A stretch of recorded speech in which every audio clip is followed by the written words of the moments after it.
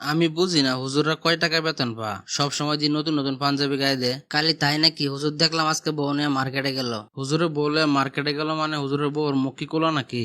না, মুখ ঢাকাই ছিল, কিন্তু তারপরে হুজুর কি কারণে বউ নিয়ে মার্কেটে আইব?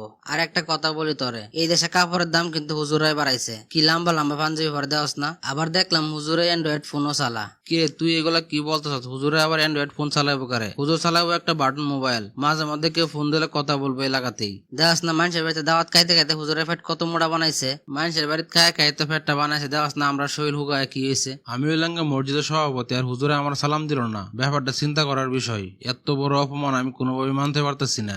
সভাপতি সাহেব, আপনি মসজিদের ইমাম সাহেবের কিছু একটা ব্যবস্থা করেন। ইদানিং কিন্তু হুজুর একটু বেশি বাইরে গেছে। ইমাম সাহেব হুজুর তো আমার লগে বেয়াদবি করছে রে, কিন্তু তোদের লগে আবার কি হয়েছে? আমার তো হুজুরের চলাফেরাতে সন্দেহ। কয় টাকা বেতন পা, নতুন নতুন পাঞ্জাবি পরে আবার সংসার চালায়, অ্যান্ড্রয়েড ফোন চালায়, এত টাকা পয়সা কই পা? তুই তো কথাটা ঠিক বলছস, হুজুর এত টাকা পয়সা কই পা? আজকাল বিকেল বেলা এটা নিয়ে বসমো। আপনি হইলেন গা মসজিদের সভাপতি, আমরা এলাকাবাসী সবাই আপনার পিছনে আছি। আপনি হুজুরের একটা কিছু ব্যবস্থা করেন। ঠিক আছে, তোরা চিন্তা করিস না, আমি সঠিক বিচারটাই করবো।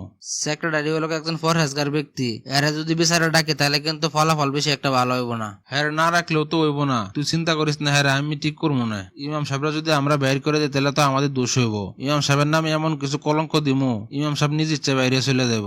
সভাপতি সাহেব, আপনি বলেন আমার কি অপরাধ? কথা বললেন না, একটু চুপ থাকেন। আপনার বিরুদ্ধে অনেক অভিযোগ আছে। মানুষের কথা আর কি কম, আপনি তো আমার লগে বেয়াদবি করছেন। আমি তো আপনার সাথে এমন কোনো আচরণ করি না, আমার জানা মতে আপনি কষ্ট পাইবেন। সকালে আপনার লগে দেখা হইলো, আমি হলাম একটা মসজিদ কমিটির সভাপতি, আপনি আমার সালাম দিলেন না। আমার বউ অসুস্থ, এই কথা শুনে আমি তাড়াতাড়ি করে চলে গেছি, আপনার আমি খেয়াল করি নাই। অভিযোগ তো মাত্র একটা দিছি, আরো অনেক অভিযোগ আছে আপনার নামে। আর কি অভিযোগ আছে? কিরে তোদের কি কি অভিযোগ আছে কমিটির সামনে বল।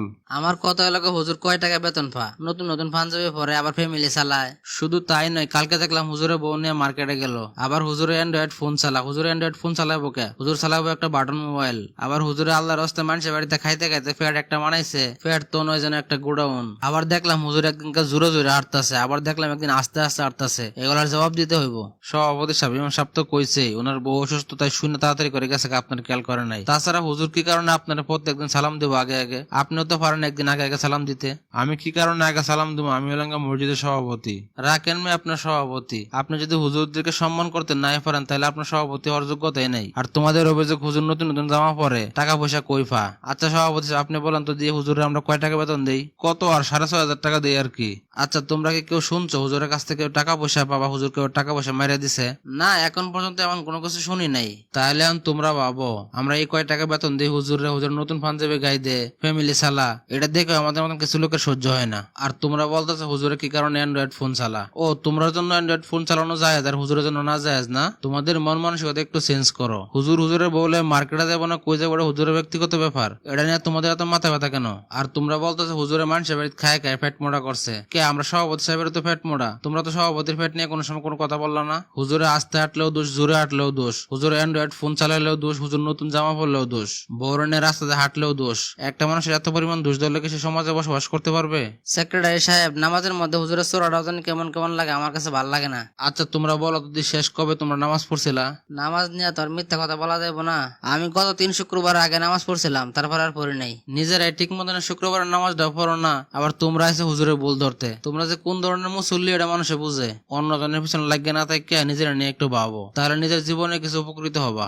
এই পর্যন্ত হুজুরের নামে যে করা অভিযোগ করছো তোমরা সবাই মিললে, তার মধ্যে একটা তো হুজুরের কোনো দোষ নাই। তোমরা সবাই আগে নিজেদের মন মানসিকতা পরিবর্তন করো এবং নিজেদেরকে পরিবর্তন করো।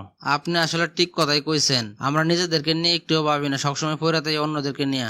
আপনার মতো পরহেজগার ভালো প্রতিটি মসজিদ কমিটিতে থাকা দরকার। আপনার মতন একজন সৎ ব্যক্তি যদি মসজিদ কমিটিতে না থাকতেন আজকে, তাহলে আর আজকে আমাকে মিথ্যা অপবাদ দিয়ে বাইর করে দিত।